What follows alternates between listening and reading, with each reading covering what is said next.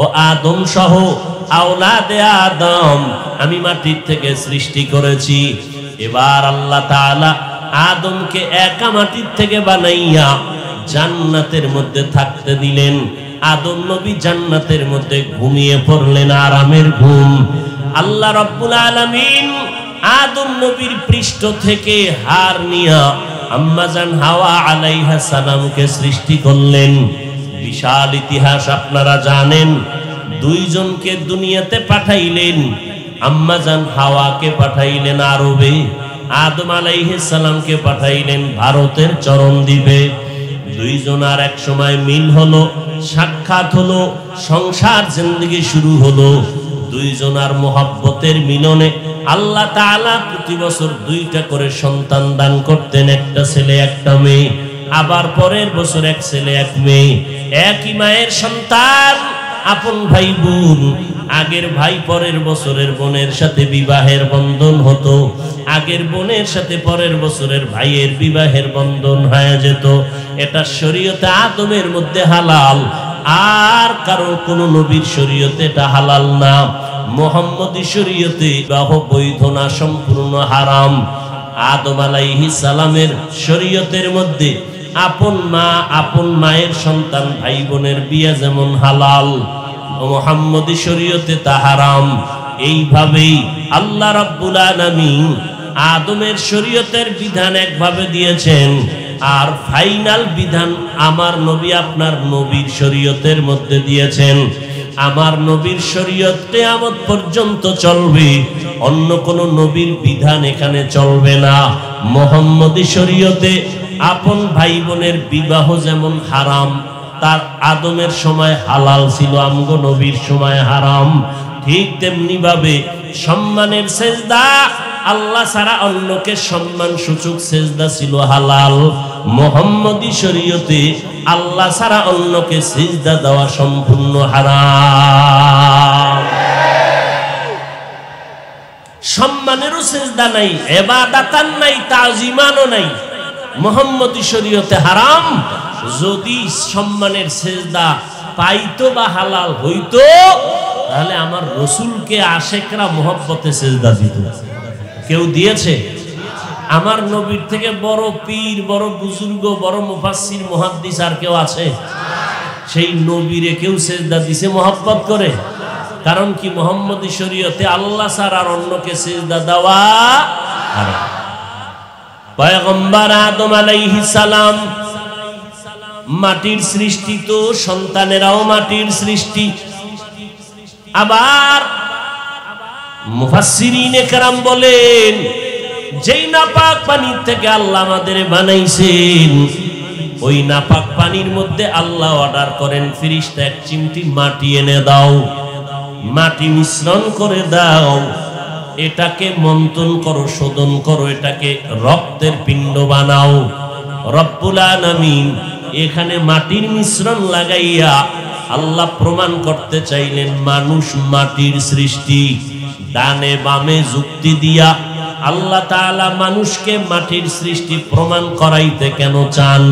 এর একমাত্র কারণ, নূরের সৃষ্টি শ্রেষ্ঠ না, আগুনের সৃষ্টি শ্রেষ্ঠ না, একমাত্র মাটির সৃষ্টি হলো আল্লাহর আদালতে শ্রেষ্ঠ। এটা প্রমাণ করানোর জন্য আল্লাহর কাছে মাটির সৃষ্টি মানুষের বড় দাম, বড় মর্যাদা। নূরের সৃষ্টির এত মর্যাদা নাই, আগুনের সৃষ্টির এত মর্যাদা নাই। এজন্য আল্লাহ বলেন, এই নূরের সৃষ্টি ফেরেশতারা, মাটির সৃষ্টি আদমের সিজদা করো, উসজুদু লি আদম।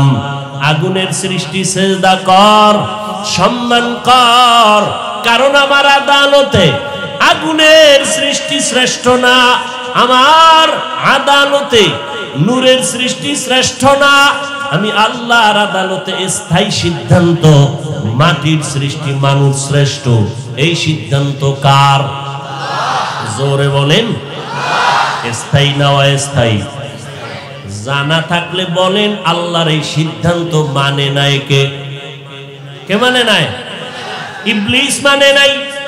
আল্লাহ বললেন, মানলি না কেন? কয় গায়ের জোরে মানি নাই। ব্যাপারটা এমন না, যুক্তির ব্যানারে মানি নাই, গায়ের জোরে না। খলাকতানি মিন নার, ওয়া খালাকতাহু মিন তিন, আমারে বানাইছেন আগুন দ্বারা, আদম বানাইছেন মাটি দ্বারা। মাটি উপরে মারলে নিচে যায়, মাটির গতি নিচে, আগুনের গতি উপরে। আমি কেন সেজদা করব? আদম আমাকে সেজদা করা এটাই যুক্তি, যুক্তিতে মিলে না, এই জন্য আমি আদমকে সেজদা করতে পারি না। মাটির সৃষ্টিকে শ্রেষ্ঠ মানে না ইবলিস, গায়ের জোরে না যুক্তির ব্যানারে। এই জমিনের মধ্যে কিছু আশিকে রাসূল আছে, মাটির সৃষ্টিকে শ্রেষ্ঠ মানতে চায় না, যুক্তি দিয়া দিয়া দিয়া দিয়া নূরের সৃষ্টিকে শ্রেষ্ঠ বানাতে চায়। আছে না নাই? আল্লাহর স্থায়ী সিদ্ধান্ত, আল্লাহর স্থায়ী সিদ্ধান্তর সামনে চালাকি চলবে না। নূরের সৃষ্টির থেকে মাটির সৃষ্টির দাম আল্লাহর আদালতে বেশি। আল্লাহ কোরআনের মধ্যে বলেন, ওয়ালাকাদ কাররামনা বানি আদম ওয়া হামালনাহুম ফিল বাররি ওয়াল বাহরি ওয়া রাযাকনাহুম মিনাত তাইয়্যিবাত ওয়া ফাদ্দালনাহুম আলা কাসীরিন মিম্মান খালাকনা তাফদীলা। আল্লাহ বলেন, বনি আদমকে আমি সর্বোচ্চ মাকাম দিয়েছি, শ্রেষ্ঠত্বের। মিনহা খালাকনাকুম, আল্লাহ তাআলা এই শব্দ দিয়া বলে, রে মানুষ, তোদের আমি মাটির থেকে বানাইছি, এখান থেকে সবক নাও। কি সবক? মাটি থাকে পায়ের নিচে। ও জগতের মানুষ, মাটি উপরে মারলে নিচে চলে যায়। তোমাদের মাটির থেকে বানাইয়া সবক দিতেছি, সম্মান আমি তোমাদের নিচে রাখি নাই। আমি আল্লাহ মাটির থেকে বানাইছি ঠিক, তবে মর্যাদা দিলাম সমস্ত মাখলুকতের উপরে। তোমাদের মতো শ্রেষ্ঠত্বের মর্যাদার কাউকে বসাই নাই। ওয়াত্তিনি ওয়াজ্জাইতুন ওয়া তুরি সিনিন ওয়া হাযাল বালাদিল আমিন। আমি চারটা জিনিসের কসম খেয়ে বললাম, তোমরা শুধুই শ্রেষ্ঠ না, তোমাদের মতো সুন্দর আর কাউকে বানাই নাই। লাকাদ খালাকনাল ইনসানা ফি আহসানি তাকওয়িম। আল্লাহ এত সুন্দর করে মানুষ বানাইছেন, আসমান এত সুন্দর, এর থেকে মানুষ আরো বেশি সুন্দর। জমিন এত সুন্দর, এর থেকে মানুষ আরো বেশি সুন্দর। মানুষের মতো সুন্দর আল্লাহ কোনো প্রাণী বানান নাই। এর জগতের মানুষ মাটির থেকে বানাইছি ঠিক, তবে মর্যাদা মাটির মতো নিচে রাখি নাই, সবার উপরে মর্যাদা বাড়ায় দিলাম। তবে সাবধান, এই মর্যাদা পাইয়া বাহাদুরি করবা না। যদি অহংকারী বাহাদুরি করো, সুম্মা রাদাদনাহু আসফালা সাফিলিন, চূড়ান্ত বেইজ্জতির সীমানায় চলে যাবে। বাহাদুরি করবি না রে গোলাম। মিনহা খালাকনাকুম থেকে দ্বিতীয় সবক হলো, প্রথম সবক মাটির থেকে বানাইয়া নিচে সম্মান রাখি না, সবার উপরে দিলাম। দ্বিতীয় সবক হলো সর্বোচ্চ সম্মানের জাতি হইয়া বান্দা তুমি অহংকারী করবা না। অহংকারী যদি করো তাহলে ধুলায় মিশে যাবে, জাহান্নামী হয়ে যাবে, জীবনের সব সম্মানগুলো নষ্ট হয়ে যাবে। এই অহংকারী ভাব দেখাইয়া নমরুদ টিকতে পারে নাই, ফেরাউন টিকতে পারে নাই, সাদ্দাদও টিকতে পারে নাই, কারুন টিকতে পারে নাই। তুমিও কোনোদিন সম্মানের জায়গায় থাকতে পারবা না। অহংকারী ভাব বন্ধ করে মাটির দিয়ে তাকায় দেখ, মাটির মধ্যে একটা গুণ আছে, নরম ভাব। মাটির উপরে এত জুলুম করা হয়, মাটি কারো সাথে বেয়াদবি করে না। এক জমিনের 13 বার জাল দলিল দিয়া বিক্রি করে, এরকম দালাল আছে না নাই? মাটির সাথে এত বেয়াদবি করো, মাটি কাউকে ধরে না, ধরলে তো জায়গায় শেষ হয়ে যায়। ওই কয়েক মাস আগে, বছরের উপরে হবে না, ওই শরীয়তপুর জেলা এর একটা থানা আছে, নড়িয়া থানা, পুরা গ্রাম শুদ্ধা পানির মধ্যে চলে গেল, ধসে গেল। এরকম আল্লাহ পাক মাঝে মাঝে ভূমিকম্প দেয়। আল্লাহ তাআলা যদি কক্সবাজারের সাগরের অনুমতি দেয়, হুকুম দেয় যে টেকনাফ থানাটারে পানির তলে নিয়ে যাও, এক সেকেন্ডের বেশি লাগবে না। আল্লাহ কয় বান্দা তাকায় দেখ, মাটির মধ্যে দাঁড়াইয়া কত অন্যায় করলি, নাচ মেয়েদের নিয়ে উলঙ্গ নাচ গান করলি মাটির উপরে, মাটি কিছুই বলে না।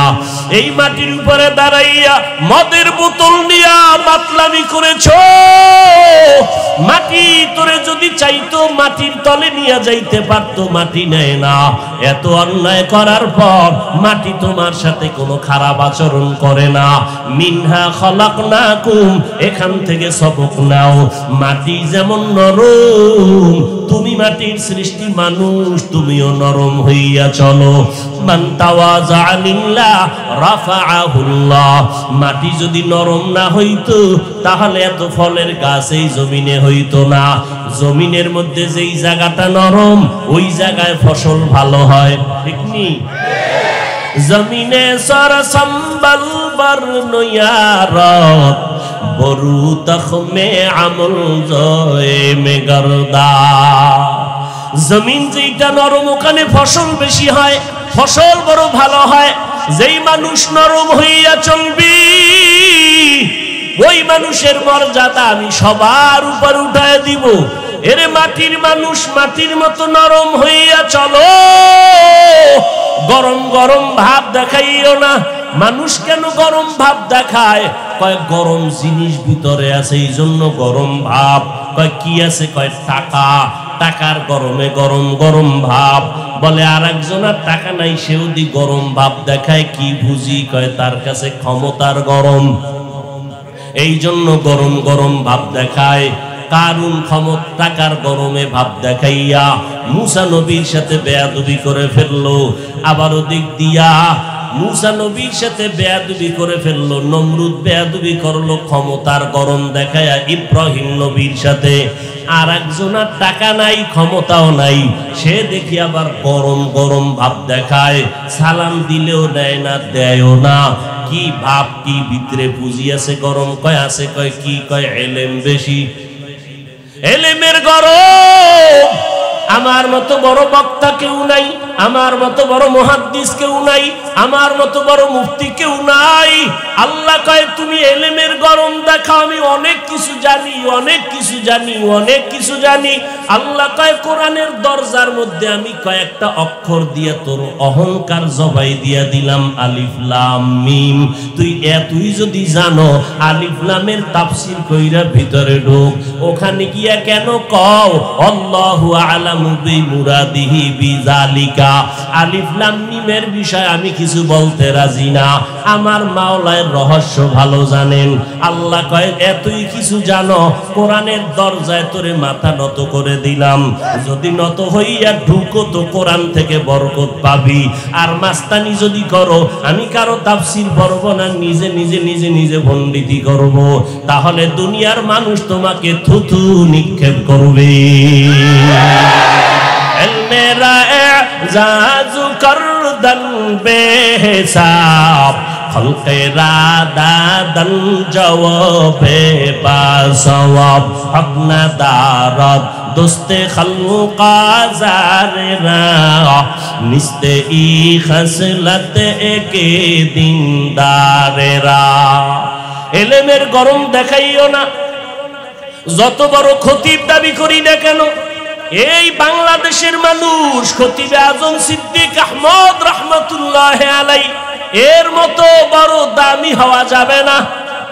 ও আল্লাহর গোলাম, নারীরা পুরুষ পুরুষ ভাব দেখায়, আছে না নাই? শহরে বাজারে দেখো নারীদের ঢল, পর্দাবিহীন তারা করে ঝলমল, অন্যকে তার দিকে আশেক বানায়, অন্যকে তার দিকে আশেক বানায়। দেশটায় আজি ধ্বংস নারীর বেপরদায়, সবার মুখে একই আওয়াজ হ্যায় হ্যায় হায়। নারীরা ভাব দেখায় কি হতে চায়? পুরুষ। কিয়ামত পর্যন্ত যদি দেশের সব পিসাবরাও দোয়া করে জীবনে পুরুষ হইব না, লঙ্গি পরলে পুরুষ হয়ে যাইব। জীবনে বড় অসম্ভব। কিয়ামত পর্যন্ত যদি কান্না করো আমারে পুরুষ বানাও, দুনিয়ার সব অলংকার যদি লাগাও, সব সিস্টেম যদি করো, তারপরও পুরুষ হওয়া সম্ভব হবে না। এরে নবীর উম্মতের দল, যত মুহাদ্দিস হইয়া বড় বড় দাবি করো, শাহ ওলিউল্লাহ মুহাদ্দিসের সমতুল্য হওয়া যাবে না। অথচ তাদের হালাত কেমন? এরে নবীর আশিক, আজকে পায়ে ধরে ধরে বয়ান করি, অহংকার না বুঝাবার জন্য বলি। আমাকে যদি হিন্দুদের মন্দিরে বয়ান করার অনুমতি দিত, দৈনিক 1 ঘন্টা বয়ান করতাম, মাত্র 6 মাস, ইনশাআল্লাহ সমস্ত হিন্দুরা পয়গম্বর মদিনাওয়ালার আশিক হয়ে যাইত। যদি আমাকে খ্রিস্টানদের গির্জায় পাঠাইতো, বয়ান যদি করতাম, ইনশাআল্লাহ ওরা মদিনার আশিক হয়ে যাইত। অথচ মুসলমানের ঘুরে ঘুরে দিন নাই রাত নাই, খানা নাই ঘুম নাই, কষ্ট। দুনিয়াতে বয়ান করার মতো কষ্টের আর কোনো কাজ নাই। মাটি কাটার মধ্যে এত কষ্ট নাই। কক্সবাজার বঙ্গোপসাগরের ভিতর গিয়া মাছ ধরতে এত কষ্ট নাই, বয়ান করতে যেই পরিমাণ কষ্ট।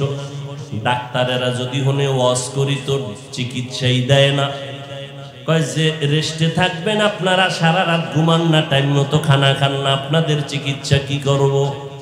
আমি বললাম, ডাক্তার সাহেব টেনশন নাই, যা পারেন দেন, বাকি আমার মনে হয় আল্লাহ আমাকে বানানোর সময় সিস্টেম করে বানাইছে, রাতে ঘুমানো যাবে না। উম্মতের খেদমতে না হয় 1 রাত্র না ঘুমাইলে পরের দিন দোকানওয়ালা দোকানদারি করতে পারে না, রিক্সাওয়ালা রিক্সা চালাইতে পারে না। আল্লাহর শুকর আদায় করি, এত চিল্লাই প্রতিদিন বয়ান করি, মাগরিবের পরে, আসরের পরে, এশার পরে বয়ান, প্রতিদিন 12টা মাস। কই বৃষ্টি, মানুষ প্রতিদিন মাদ্রাসায় হাজির, জোহরের সময় 20-30-50 জনের খানা, মেহমান হাজির। ফজরের পরে একটু সময় দিলে হবে, কয় মিনিট, কয় 10 মিনিট, কি আর দোয়া করবেন তাতেই হবে। ওরে আল্লাহর বান্দা, চিন্তা করে দেখলাম, সারাটা বছর মুসলমানের সময় দেই, বয়ান করি, পায়ে ধরে ধরে বয়ান করি, বিনয়ের সাথে বয়ান করি, কিন্তু কি ফলাফল? মোনাজাতটা দিয়া প্যান্ডেল থেকে রাস্তায় বের হইতে না হইতে দেখি আল্লাহর বান্দারা বিড়ি মুখে নিয়ে বাড়ি যায়। বিড়ি খোরাছে না নাই? ওয়াজের আগেও বিড়ি, মোনাজাতের পরেও বিড়ি। মোনাজাতে কি বিড়ি চাইছেন? আফসোস। এরে নবীর আশিকের যুবক, আমিও মুসলমান, তুমিও মুসলমান। হিন্দুদের ধর্ম আলাদা, আদর্শ আলাদা, খ্রিস্টানের ধর্ম আলাদা, আদর্শ আলাদা। তুমি আমি মুসলমান, তোমার আমার ধর্ম এক না আলাদা? জোরে বলো। তোমার আমার আল্লাহ, তোমার আমার নবী, তোমার আমার কোরআন, তোমার আমার কাবা। তুমি আমি দুনিয়াতে আসছি তাও এক, শুধু টেকনাফওয়ালারা লঙ্গি ভরে আসছে, সব এক। আমিও যেইভাবে দুনিয়াতে আসছি তুমি আসছো, বিদায় বেলাও হবে কি না আলাদা? আমি আজ বক্তা নিয়ে বসছি, বক্তা ভাব। তুমি আজকে শ্রোতা, তুমি ডাক্তার, আমি রোগী, আমি ইমাম, তুমি মুক্তাদি। কিন্তু যেদিন সাদা কাফনে ঢুকবা, সেই দিন টের বাবা বাহাদুরি করার মজা কেমন। কে ধনী, কে গরিব, কে এমপি, কে মন্ত্রী, কে টাকাওয়ালা, কে দরিদ্র, কে রিক্সা ড্রাইভার, কোনো ভেদাভেদ নাই। ইমাম সাহেবেরও 3টা সাদা কাফন, মুক্তাদির কপালও 3টা সাদা কাফন, আমি বক্তারও 3টা কাফন, শ্রোতাদেরও 3 কাফন। কাফনে যেদিন ঢুকবা, লেখা থাকবে এটা বড় হুজুরের লাশ। এ জোরে কও, লেখা থাকবে। সব একাকার হয়ে গেছে। সাদা কাপুনের প্যাকেট যখন হয়ে গেছে, কে হুজুর, কে ছাত্র, কে আলেম, কে মূর্খ, ভেদাভেদ নাই। কবরের সাইজও হবে এক, কবরের মধ্যে মাটি দিয়া পাড়াইয়া সবাই যখন বিদায় হবে, ওই কবরে দুইজন ফেরেশতা প্রশ্ন করার জন্য আসবে। আমাকেও 3টা প্রশ্ন করবে, আপনাকেও 3টা প্রশ্ন করবে। আমাকে বলবে না তুমি কত বড় বক্তা, তুমি কত বড় মাওলানা। তোমাকে দুনিয়ার মানুষ সম্মানের চেয়ার আগাইয়া দিত, তোমারে কত মোহাব্বত করে হাদিয়া দিত। কবরের মধ্যে কোনো সম্মান চলবে না। প্রশ্ন 3টা করা হবে, জবাব দাও। রবের পরিচয় দাও, ধর্মের পরিচয় দাও, রহমাতুল লিল আলামিনের পরিচয় দাও। মদিনার নবী বলেন, কে মাওলানা কে মুফতি ভেদাভেদ নাই, কে বড় লোক কে ছোট লোক ভেদাভেদ নাই। ওই মাটির মধ্যে তুমি আমি একা, অন্ধকারের ঘর। আমাকে যদি ছোট একটা রুমে বালিশ দিয়া বিছনা দিয়া এসি লাগাইয়া এরপরে দরজায় তালা দিয়া কয় তুমি একা ঘুমায় থাকো, ছোট্ট একটা রুমে আমি নড়াচড়া যদি করতে না পারি, আমি চিল্লায় বলবো দরজা খোল। ছোট রুমে অন্ধকারে একা একা ঘুমাইতে পারি না। ও বান্দা, চোখ 2টা বন্ধ করে চিন্তা করো, ওই কবর মাটির ঘর। তোমার ডানে মাটি, বামে মাটি, সামনে পিছনে উপরে নিচে মাটি আর অন্ধকার। মশায় কামড়ায় মশারি টানাইয়া ঘুমাও। আর গুনাহ নিয়ে যদি কবরে যাও, ওই কবরে পোকামাকড়ের ঘর, সাপ বিচ্ছুর ঘর। বলো বাবা, ওই কবরের মধ্যে তুমি মশারি কই পাইবা? পোকামাকড়ে কামড় দিলে কেমনে তুমি ফিরাইবা? আজকে তোমার গরম লাগে, ফ্যান চালাইয়া ঠান্ডা করো। ওরে জাহান্নামের গুনাহগার হইয়া কবরে গেলে জাহান্নামের আগুন, ওই জাহান্নামের আগুনের গরম তুমি কেমনে সহ্য করবারে যুবক? একটু চিন্তা করো। আল্লাহ পশুকে আকল দেয় নাই ভালো মন্দ যাচাই করার জন্য। বাহাদুরি বেশি করিস না। আল্লাহ সিগন্যাল লাগায় রাখছেন, অফিহা নুঈদুকুম। যতই বাহাদুরি করো, মরণের হাত থেকে নমরুদ পালাতে পারে নাই, ফেরাউন পালাইতে পারে নাই। যেই ফেরাউন এত গরিব ছিল, এক সময় টাকা পয়সার মালিক হইয়া চেয়ারে বৈশা কয়, ও হামান, আমার মনে চায় যেন একটু খোদা খোদা ভাব লাগতেছে, একটু দাবি করতে মনে চায়। হামান বলে করো। ফেরাউন বলে, আমি শুধু খোদা দাবি করব না, আনা রব্বুকুমুল আলা, আমি সবার থেকে বড় খোদা দাবি করলাম। আল্লাহ তাআলা ওই ফেরাউনের খোদাই খাহেশ লোহিত সাগরের পানিতে চুবাইয়া ধ্বংস করে দিলেন। এরে আল্লাহর বান্দারা, এই করোনার ভিতরে তাকায় দেখো, গোটা দুনিয়াটা স্তব্ধ হয়ে গেল। যারা নিজেদের খোদা খোদা ভাব নিয়ে চেয়ারে বসছিল, তারাও মাথা নত করে বলে আসমানওয়ালার ক্ষমতা ছাড়া জমিনে কোনো পাওয়ার নাই। এরে আল্লাহর বান্দা, নবী বলেন ওই কবরে প্রশ্ন 3টা হবে, আর কোনো কথা হবে না। রবের পরিচয় দাও, ধর্মের পরিচয় দাও, রহমাতুল লিল আলামিনের পরিচয় দাও। এই 3টা প্রশ্নের জবাব যারা দিতে পারবা, নবী বলেন তাদের কবর হবে রাউযাতুম মির রিয়াজিল জান্নাহ। আর যারা জবাব দিতে পারবা না, তাদের কবর হবে হুফরাতুম মিন হুফারিন নার। ওই অন্ধকার কবরের প্রশ্নের জবাব কে দিতে পারবে? আমি হুজুর, আমি বক্তা পারবো, গ্যারান্টি নাই। ওরে আমি পারবো বলিয়া যদি গ্যারান্টি থাকতো, জমিনের মধ্যে জান্নাতের সার্টিফিকেট পাইছেন 10 জন সাহাবা। আবু বকর, ওমর, ওসমান, আলী রাদিয়াল্লাহু আনহুম আজমাইন সহ 10 জন সাহাবা জান্নাতের টিকিট পেয়েছেন। আবু বকরের মর্যাদা যদি সারা রাত বয়ান করি শেষ করা যাবে না। কে সে আবু বকর? মদিনার নবী বলেন, সমস্ত মুমিনের আমল যদি এক পাল্লায় ওজন দেওয়া হয়, আমার আবু বকরের নেকের পাল্লা ও ভারী হয়ে যাবে। সেই আবু বকর জান্নাতের টিকিট পাওয়ার পর মায়ার নবীর হুজরার পাশে নবী শুয়ে আছেন। রাতের গভীরে হঠাৎ শুনে কান্নার আওয়াজ। নবী উকি মেরে দেখে মসজিদের ভিতরে আবু বকর নামাজে দাঁড়ায় দাঁড়ায় কান্না করে। আমার নবী বের হইলেন, নামাজ আনতে বললেন, আবু বকর নামাজে দাঁড়ায় কান্না করলেন কেন? আবু বকর বলেন, পয়গম্বর কোরআনের একটা আয়াত আমারে কান্না করায় দিল। কোন আয়াতে কান্না করাইলো? ইন্নাল্লাহা আশতারা মিনাল মুমিনিনা আনফুসাহুম ওয়া আমওয়ালাহুম বিআন্না লাহুমুল জান্নাহ। আল্লাহ বলেন, মুমিনের জান মাল আমি কিনে নিলাম, বিনিময়ে মুমিনের জান্নাত দিয়া দিলাম। নবী বলে, এটা তো খুশির খবর, এটা তো আনন্দের খবর, এখানে কান্নার কি আছে? আবু বকর বলে, নবী আপনি জানেন আমি বড় এক কাপড়ের ব্যবসায়ী, কাপড়ের দোকান দেই। আজকে সকালবেলা আমার দোকানে এক মহিলা আসছে কাস্টমার, বহুদিন আগে কাপড় নিয়েছিল, আজকে কাপড় ফেরত দিয়া টাকা নিয়ে গেল। বিদায় বেলা বললাম, রে আম্মা জান আপনি কাপড় নিলেন কেন, আবার ফেরত দিলেন কেন? মহিলা একটা আওয়াজ দিয়া চলে গেল, ও আবু বকর তোমার দোকানের মাল কাপড় আমার পছন্দ হয় নাই। এতটুকু বলে মহিলা চলে গেল। ও নবী আমি পেরেশান হয়ে গেলাম। আরে হাসরের ময়দান যেদিন কায়েম হয়ে যাবে, আপনি হাসরের ময়দানের ভয়াবহতার বয়ান করেছেন। মানুষগুলো সব উলঙ্গ দাঁড়াবে, ওদিকে সূর্যের গরম, ওদিকে জাহান্নামের আওয়াজ, আবার আমার মাওলা পাকের কুদরতি কাহারিয়াতের আওয়াজ।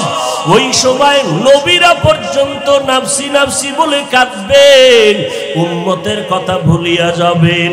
মুসা নবী উম্মতকে ভুলে কাঁদবেন, আল্লাহ আমাকে বাঁচাও। ঈসা নবী কাঁদবেন, আমার উম্মতকে ভুলিয়া বলবে, আল্লাহ আমাকে বাঁচাও। ইব্রাহিম নবী উম্মতের কথা ভুলে গিয়া বলবে, আল্লাহ আমাকে বাঁচাও। সমস্ত নবীরা বেগুনাহ হইয়াও যদি হাসরের ময়দানে নিজের নাফসি বলিয়া কান্না করে, ওই সময় যদি আল্লাহ সিরিয়ালে আমি আবু বকরের ডাক দেয়, আবু বকর কই?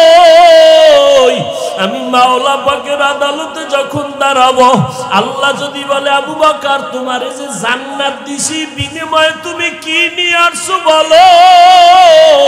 আমি যদি বলি আল্লাহ তেলাওয়াত নাও, জিকির নাও, জিকির করেছি, নামাজ পড়েছি নাও, আল্লাহ যদি মহিলার মতো কথাটা বলিয়াই ফালাই, আবু বকর তোমার আমল নিয়া তুমি জাহান্নামে যাও, আমার জান্নাত আমারে ফিরায় দাও। ও আল্লাহ কারণ কি? আল্লাহ যদি বলে, আবু বকর তোমার আমল আমার কাছে পছন্দ হয় নাই, যেইভাবে তেলাওয়াত করলে আমি খুশি হব ওইভাবে তেলাওয়াত তুমি করতে পারো নাই, যেইভাবে সেজদা দিলে আমি খুশি হব ওইভাবে তুমি সেজদা করতে পারো নাই, যেইভাবে ইবাদত করলে আমি খুশি হব ওইভাবে ইবাদত করো নাই। ও পয়গম্বর তখন ওই হাসরের ময়দানে আপন কেউ নাই। ইয়াউমা ইয়াফিরুল মারউ মিন আখিহি ওয়া উম্মিহি ওয়া আবিহি। ওরে ভাই ভাইয়ের পরিচয় দিবে না, সন্তান মা বাবার পরিচয় দিবে না, কেউ কারো আপন হবে না। এরে যুবক, ও টেকনাফের মুসলমান, ও পর্দার আড়ালের আম্মা জান, দুনিয়াতে দেখছেননি কেউ বিপদে পড়লে আপনেরাই তার বন্ধু থেকে দূরে সরে যায়। ছেলের জন্য ছেলে যদি মামলা খায়, বাপ মা বলে এই ছেলে আমি চাই না, দুনিয়াতেই পরিচয় দিতে চায় না। হাসরের ময়দানে কেউ কারো আপন হবে না, পরিচয় দিবে না। আবু বকর কাঁদে, নবীজি জাহান্নামের হ্যান্ডকাপ তো আমার হাতে লেগে যাবে। ওই সময় জাহান্নামের আগুন আমার শরীরটাকে ঝলসে দিবে, জাহান্নামের আগুনের গরমে চামড়াগুলো খসে খসে পড়ে যাবে, জাহান্নামের আগুনের গরমে মাথার মগজগুলো টাস টাস করে ফেটে যাবে। এরে নবীরা আশিক উম্মতের দল, আল্লাহ তাআলা বলেন, মিনহা খালাকনাকুম, আমি তোমাদের মাটির থেকে বানাইয়া মর্যাদা সবার উপরে দিয়েছি রে গোলাম, এবং এই মাটির মতো নরম হইয়া চলো, গরম ভাব দেখায়ও না। জান্নাতের টিকি টিকিট পাইয়া ওমরের মতো সাহাবী ঈদের দিন দরজায় তালা লাগায় কান্না করেন। আবু হুরায়রা রাদিয়াল্লাহু তাআলা আনহু বলেন, খলিফাতুল মুসলিমিন, আজকের আনন্দের দিন আপনি কেন কান্না করেন? ওমরে ফারুক বলতেছেন, ও আবু হুরায়রা, আনন্দ তো ওই ব্যক্তি করবে যার মধ্যে কোনো পেরেশানি নাই। আপনার ভিতরে কি পেরেশানি? আবু হুরায়রাকে ওমর বলে, রমাজান চলে গেল, নামাজ পড়লাম কবুল হলো কিনা চিন্তা, তেলাওয়াত করলাম কবুল হলো কিনা চিন্তা, জাহান্নামের আগুন থেকে মুক্তি পাইলাম কিনা চিন্তা। এরে যুবকেরা, এখনো সময় আছে, তওবা করে নাও। মা বোনেরা, তওবা করে নাও। দুনিয়াতে কিছুই না, আজকে থেকে আর নামাজ ছাড়বা না, মা বাবারে কষ্ট দিবা না। ওই মা বাবার দোয়া ছাড়া তুমি সামনে আগাইতে পারবা না রে যুবক। ওই মা বাবার চোখের পানি আর দোয়া ছাড়া পরীক্ষায় ভালো নাম্বার পাইবা না। আল্লাহর কাছে তওবা করো, আল্লাহ আজকে থেকে মা বাবার দোয়া নিয়ে চলবো, ওলামায়ে কেরামের পরামর্শ নিয়ে চলবো, নবীজির সুন্নাত অনুযায়ী চলবো। আল্লাহ আমাদের সবাইকে কবুল করেন, বলেন আমিন।